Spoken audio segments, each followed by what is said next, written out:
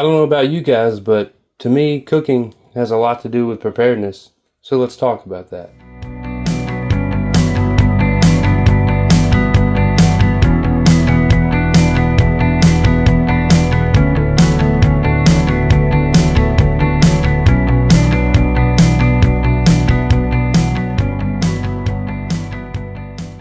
To me, cooking and being better prepared go hand in hand. Not only will you end up with a better quality product, but you will also save money and eat healthier as well. Now, I'm a big fan of spaghetti, and I would be pretty disappointed if I could never eat it again. So in this video, I will show you how to make a sauce from scratch, but also talk about how you could still enjoy your favorite meals even when times are tough.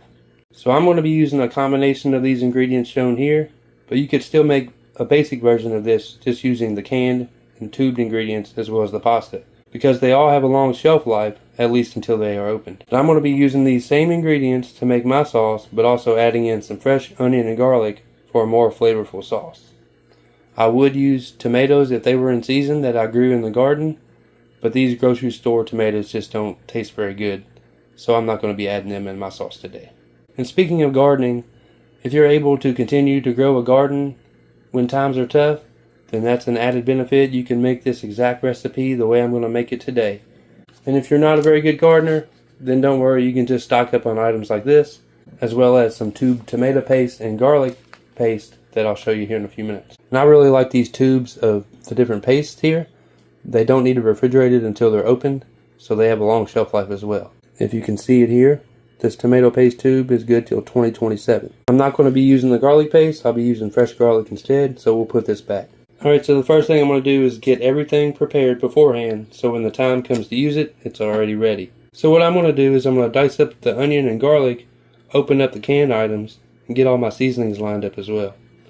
I'm also going to warm up my cast iron pan and get some water on for the pasta. And after that, we'll be ready to cook. I'll do all that off camera, and I'll see you here in a minute. Alright, I think I got everything ready here.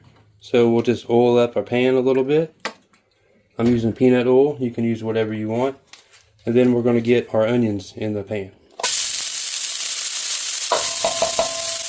You want them to cook off for 3 or 4 minutes until they become translucent.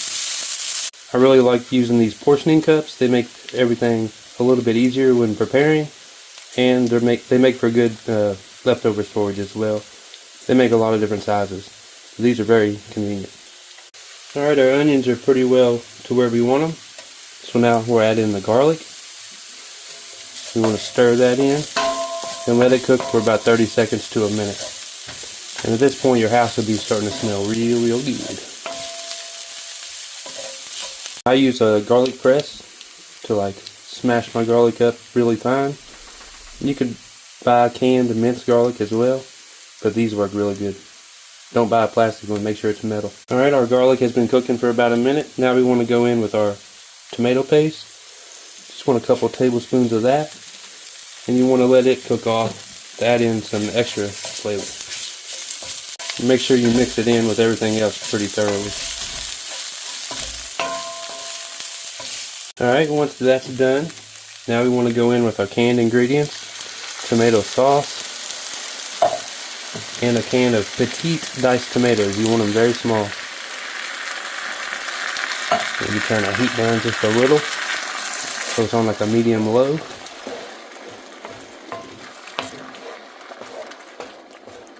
Get that all nice and incorporated together.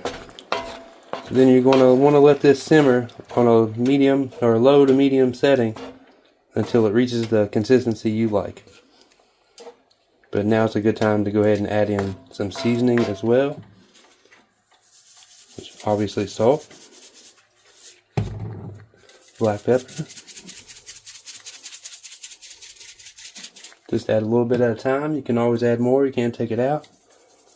And oregano. That's really all you need for a good base for seasonings. But you can just use some Italian seasoning, and that'll get you where you need to go. A little bit of parsley.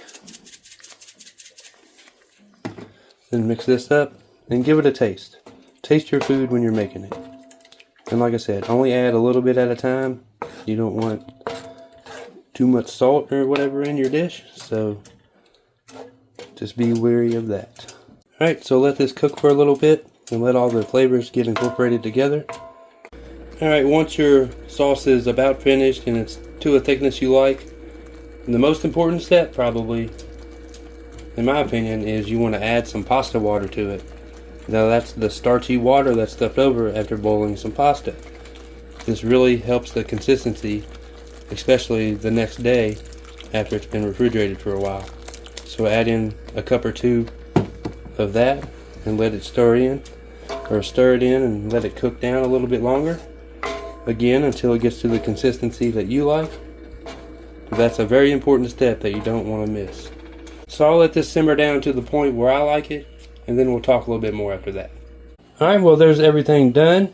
I got it stored in these little plastic little containers. If you're interested in them, I'll leave a link in the description. But I mean, these are great. I like making the sauce on a Sunday like I did in this video, and using it throughout the week for pasta. And also I take an immersion blender and blend some of it up, and this also makes for a great pizza sauce as well. But here I got some ground beef and some Parmesan Reggiano that I prepared ahead of time, but I'm going to warm that up and eat it with my spaghetti. But I mean, these containers, you can throw them in the freezer, freeze your sauce if you want to, keep it in the refrigerator all week, it'll be perfectly fine. I mean, obviously for long-term storage, you can always can it in a mason jar for long-term preps. Alright, but anyway, I hope this video was somehow helpful and showed you that you can make really good food, although it's going to be a lot more basic even when times are bad, just using canned or tubed ingredients in case of the tomato paste and some dried spaghetti, because they have a long shelf life. But anyways, let me know how you felt about this video, if you want to see more content like this or not. But as always, thank you for watching. Be sure to hit like if you enjoyed it. Subscribe to my YouTube channel for more, and remember, be ready.